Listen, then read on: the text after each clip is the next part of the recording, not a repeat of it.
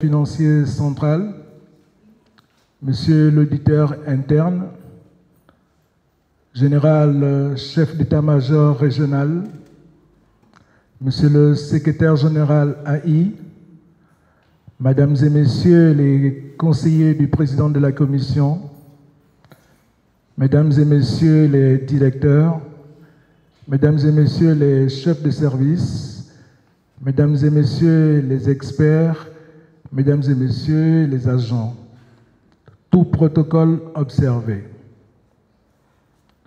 11 septembre 2025, 10 novembre 2025, soit 2 mois que Monsieur le Président de la Commission de la CEAC a pris fonction. 2 mois qui auront nécessité à se faire une lecture du paysage professionnel qu'est notre commission de la CEAC, qu'il a l'honneur de diriger à ce jour, et ce pendant 5 ans. Dans un paysage professionnel aussi complexe que dynamique que notre organisation, entretenir une bonne communication avec son personnel présente de nombreux avantages, notamment pour le bien-être au travail et la transmission des informations utiles, tout en favorisant aussi l'engagement des collaborateurs et l'optimisation de la collaboration. C'est dans cet objectif de consolidation de ces valeurs que le président de la commission de la CEAC, son Excellence Ezekiel Nibigira, a tenu à inviter le personnel de la commission à la rencontre qui nous réunit ce jour en hybride pour une adresse. Sur ce, qu'il me soit permis de vous présenter le déroulé de notre rencontre. Dans un premier temps, nous aurons le mot de bienvenue du personnel à l'endroit de son Excellence, Monsieur le Président de la Commission. En deuxième lieu, le discours du Président de la Commission. En troisième lieu, une photo de famille et pour agrémenter notre rencontre, un cocktail sera servi.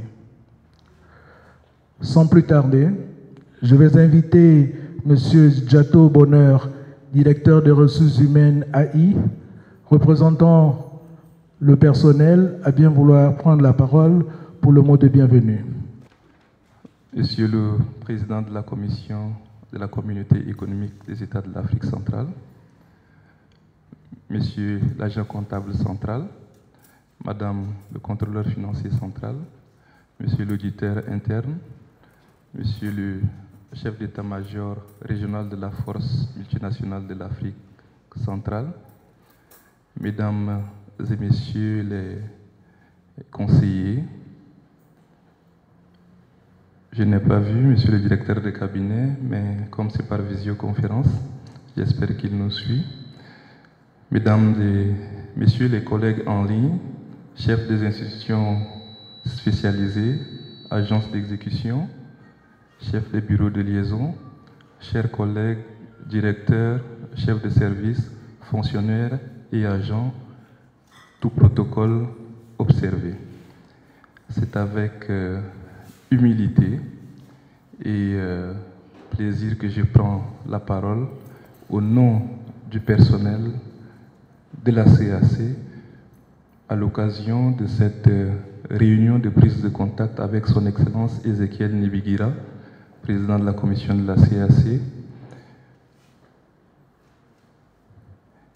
Et je voudrais, Excellence, au nom de ce personnel, vous dire la bienvenue au siège de la CEAC. Le personnel que vous voyez devant vous ici, le personnel que vous voyez en ligne a été très enthousiaste lorsque l'annonce de votre prise de fonction avait été faite le 7 septembre 2025. Le personnel n'a pas préparé un mot particulier à votre endroit en cette circonstance parce que l'espoir est de vous écouter. L'espoir est d'être attentif à l'adresse que vous allez prononcés envers nous. L'espoir de ce personnel, Excellence Monsieur le Président, est de vous écouter en tant que premier responsable de l'exécutif, en tant que leader de notre commission désormais. Nous allons être attentifs, Excellence Monsieur le Président, à vos mots parce que non seulement ça va nous orienter dans nos missions respectives, mais nous espérons également que vos mots permettront de remobiliser toutes ces troupes qui sont là et qui fondent leur espoir sur une gouvernance de plus en plus inclusive et qui mettent l'homme au centre de votre attention. Le personnel aussi diversifié que vous apercevez n'a qu'une seule mission, celle de vous accompagner à réussir votre mandat dans la mise en œuvre de la vision que les chefs d'État ont pour notre communauté. Excellence, au nom donc du personnel, nous vous souhaitons la bienvenue et en attendant la mise en place du comité du personnel, nous disons que tout le personnel reste disponible à dialoguer avec vous à des occasions pareilles ou à d'autres occasions qu'il vous plaira de définir. C'est simplement vous dire que cette occasion était attendue. Merci pour votre disponibilité et nous sommes tout oui à vos excellences, Monsieur le Président. Merci. Merci, Monsieur le Directeur. À présent, je vais inviter très respectueusement Son Excellence Ézéchiel Nibigira, président de la commission de la CEAC, à bien vouloir prendre la parole pour son discours.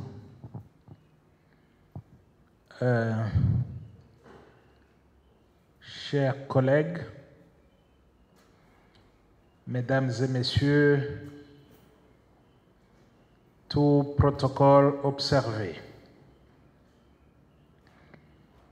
Je vous remercie d'avoir répondu présent à cette rencontre que j'ai souhaitée profondément humaine, franche et tournée vers l'avenir.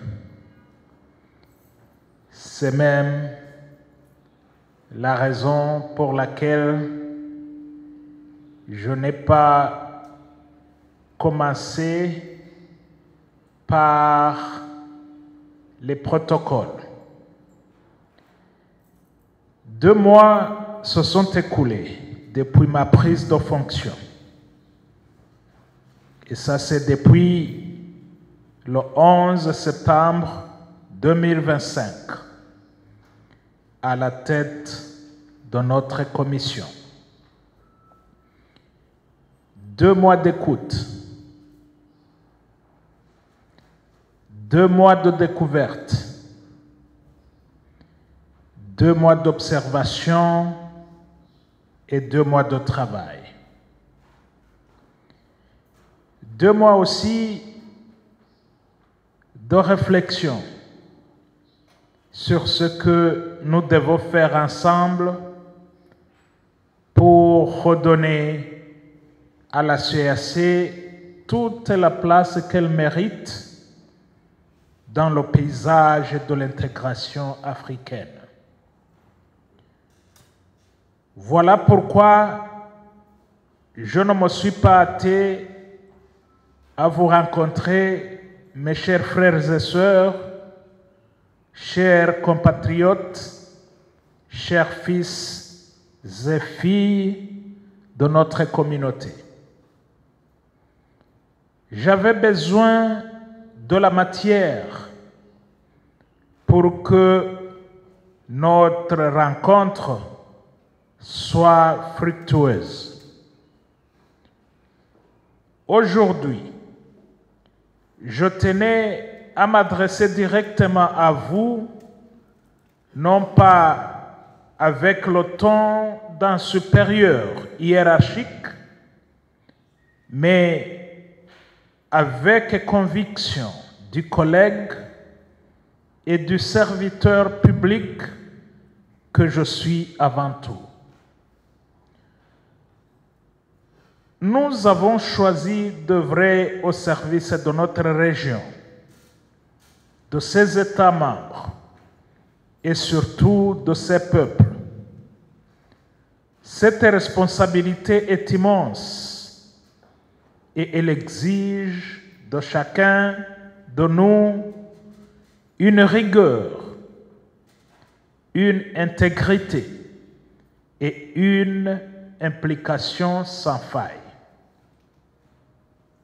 En 2 mois, j'ai pu mesurer le potentiel considérable de cette institution, mais aussi les nombreux défis auxquels nous devons faire face.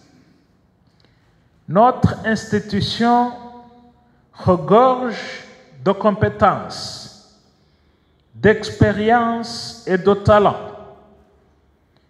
J'ai rencontré des femmes et des hommes engagés, passionnés par la mission de la CEAC, prêts à contribuer au développement de notre sous-région. Mais également, j'ai constaté avec lucidité certaines faiblesses structurelles et organisationnelles, à savoir des lenteurs administratives, un manque de coordination entre services, des pratiques parfois éloignées des standards de bonne gouvernance, et je dois le dire avec franchise, une gestion financière qui appelle plus de rigueur et de transparence. Ce constat n'est pas une critique, c'est un point de départ. Et je veux que nous le transformions ensemble en un levier de réforme et de renaissance institutionnelle. Chers collègues, mesdames et messieurs, tout protocole observé,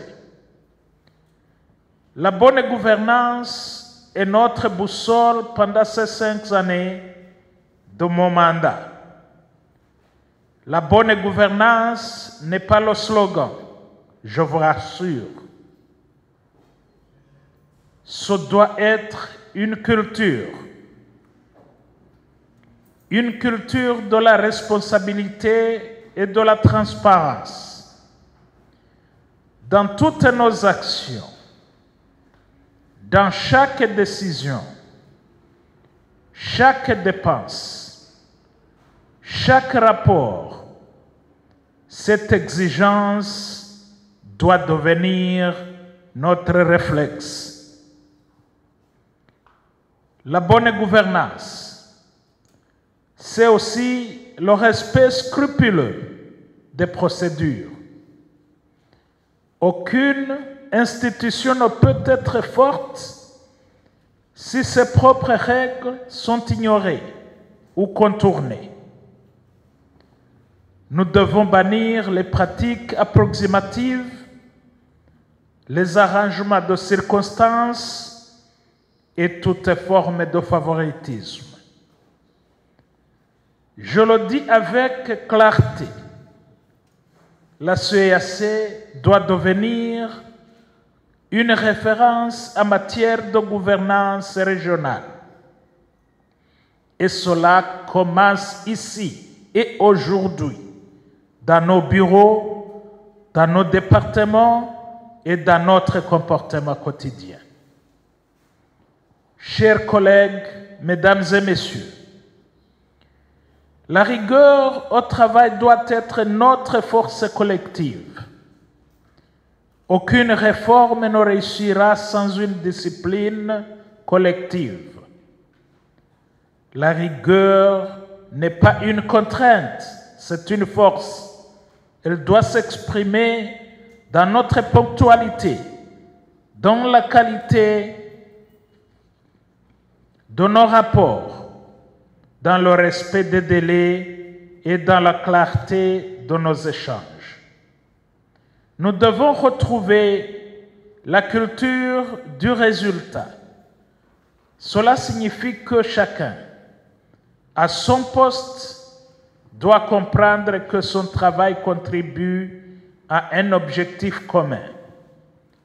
L'époque où l'on venait au bureau sans savoir quel était l'impact de sa mission doit appartenir au passé. Notre performance collective dépendra de la somme des efforts individuels. Je veux que nous soyons une équipe soudée, disciplinée et tournée vers l'excellence. Par ailleurs, pour renforcer cette culture de résultats, je vous promets que désormais, la politique de l'évaluation des performances pour chaque membre du personnel de la CEAC doit se poursuivre sans ambiguïté et avec toute la rigueur qu'il faut.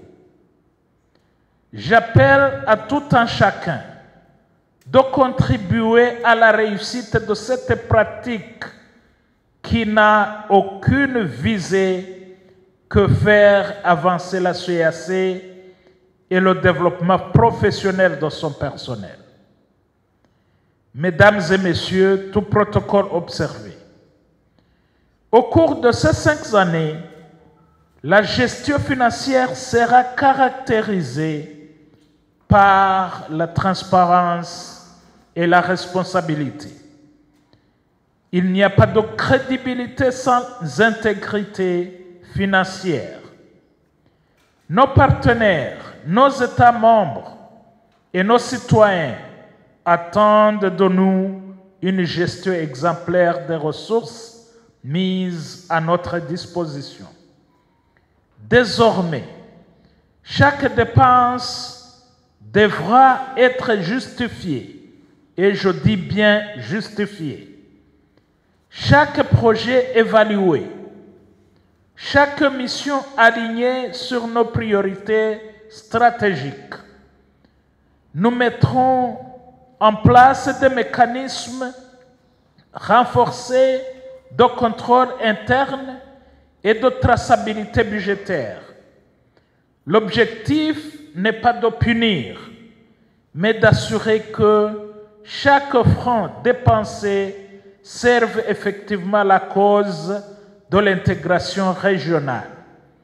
Nous avons urgemment besoin d'un expert en passation des marchés. Je demande avec insistance la commission chargée de nous produire le plan stratégique et le budget de la commission pour l'exercice 2026 d'accélérer son travail. C'est dans ces documents que nous allons tirer les priorités de la commission et chaque dépense s'inspirera de ces priorités déterminées dans le plan stratégique et dans le budget. Je tiens à ce que l'argent public, celui des peuples d'Afrique centrale, soit géré avec la même prudence et la même responsabilité que s'il s'agissait de nos propres ressources. La transparence financière est une exigence morale, mais aussi une condition de crédibilité et de respect vis-à-vis de nos partenaires. Mesdames et messieurs, nous sommes déterminés à entreprendre une réforme administrative nous devons mobiliser pour mieux servir. Pour atteindre nos ambitions, nous devons réformer notre administration, pas pour changer les organigrammes sur le papier, mais pour rendre notre institution plus efficace, plus agile et plus proche de ses missions réelles. Cette réforme portera sur quelques axes que je veux énumérer. Premièrement, la clarification des rôles et des responsabilités afin d'éviter les doublons et les zones grises. Deuxièmement, la digitalisation des procédures pour plus de rapidité et de traçabilité. Troisièmement, la digitalisation de la gestion du personnel et la gestion financière. Quatrièmement, la mise en place d'une culture de performance où chaque service rend compte des résultats. Et enfin, la valorisation du mérite et de la compétence. Je veux que chaque agent de la CEAC sache qu'il peut évoluer, qu'il peut progresser, qu'il peut être reconnu pour son travail, indépendamment de toute autre considération que celle de la performance. Cette réforme, je la conduirai avec vous, pas contre vous. Elle ne sera pas brutale ni imposée. Elle sera concertée, progressive et juste. Néanmoins, personne n'est permis de mettre les bâtons dans les roues par rapport à ces réformes. Le changement est irréversible et on n'a pas droit à la retraite. À cet effet, j'annonce publiquement qu'à partir d'aujourd'hui, je vais renforcer et rendre opérationnelle la commission de recrutement, d'avancement de grade et de promotion, CRAP en sigle, pour une bonne coordination et le bien-être du personnel de la CEAC. Je m'engage à mettre en place le comité de règlement de litige, la commission administrative paritaire pour les questions de discipline. Le point culminant sera la mise en place du comité du personnel.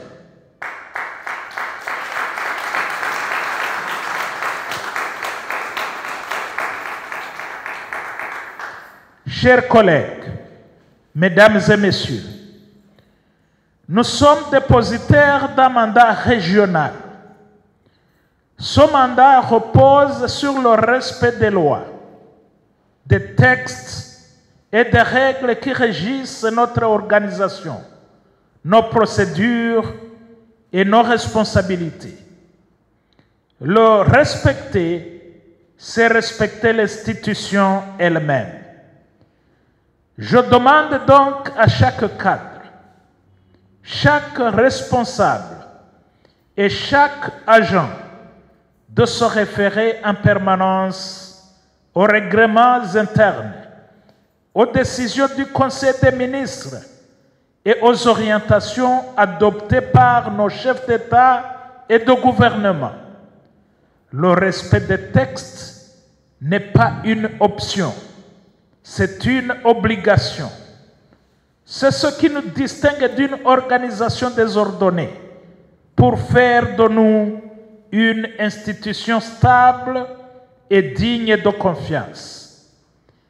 Je profite par ailleurs de cette occasion pour féliciter la commission qui était chargée de vérifier la légalité des décisions prises récemment par mon prédécesseur, lesquelles décisions ont été prises activement à la dernière minute.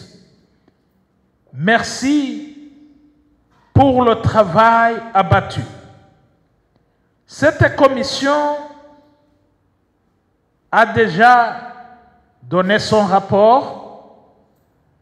Je l'ai et je vous rassure, je l'ai lu, lettre par lettre, depuis la première page jusqu'à la dernière page.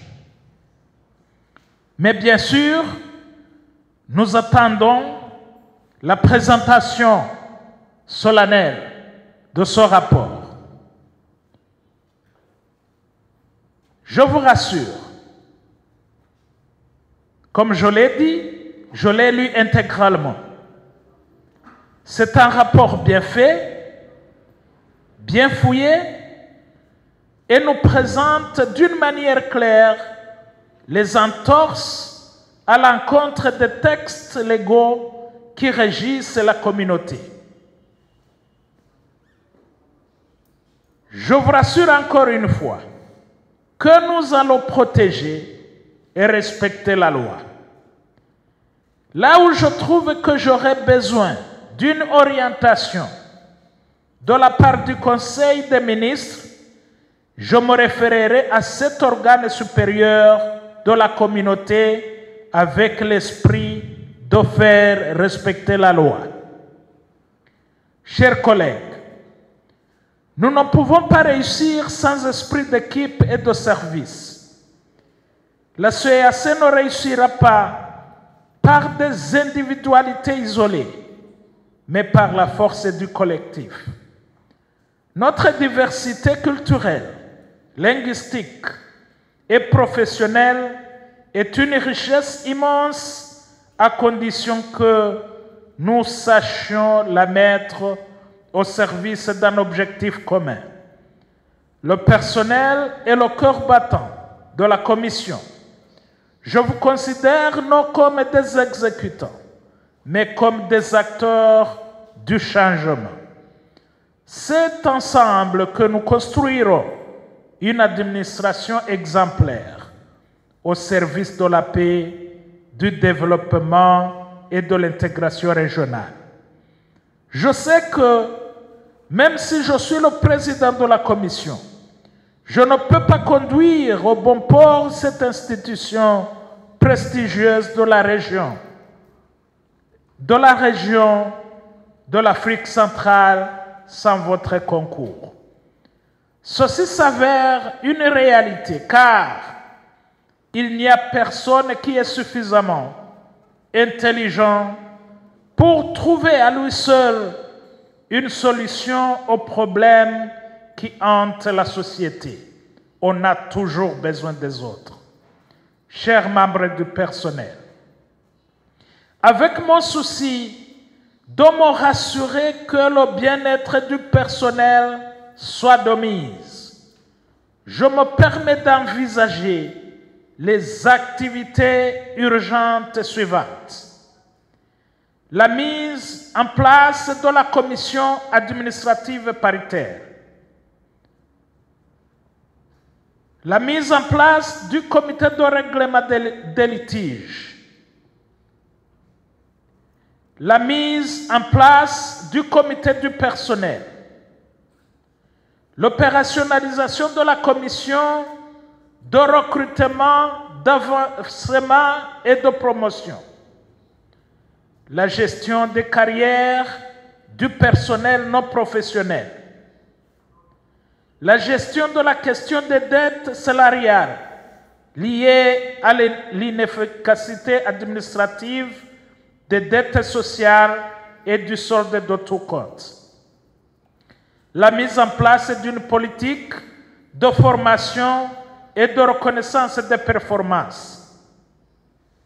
Présenter au Conseil des ministres la question en rapport avec la recommandation de la Commission relative à l'application du règlement numéro 002/CAC/CM/20 portant adoption de la grille de rémunération du personnel de la communauté, ce qui pourrait permettre de régler définitivement la question des arriérés des salaires.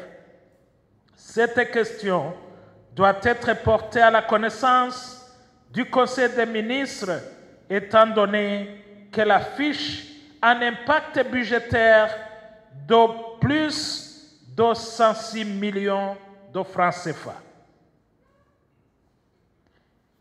Il doit y avoir l'informatisation des services du secrétariat général. On doit clarifier le statut des représentants, chefs de bureau de liaison de la CEAC dans les États membres et les représentants spéciaux du président de la Commission. Nous allons traiter la question du manque du personnel suffisant à base du rapport de la Commission mise en place à cet effet. Il y aura réalisation d'un audit interne pour identification des besoins en équipement moderne et mobilier adéquat, ainsi que les besoins en fourniture de bureaux réguliers. Les résultats de l'audit permettront à produire un plan d'action pour se procurer de ces produits tout en tenant en considération la disponibilité du budget. Il y aura création d'un cadre de bien-être au travail et renforcement des liens et la reconnaissance du personnel à travers les activités sociales et récréatives. Chers collègues, membres du personnel, le moment est venu d'écrire une nouvelle page de l'histoire de la CEAC.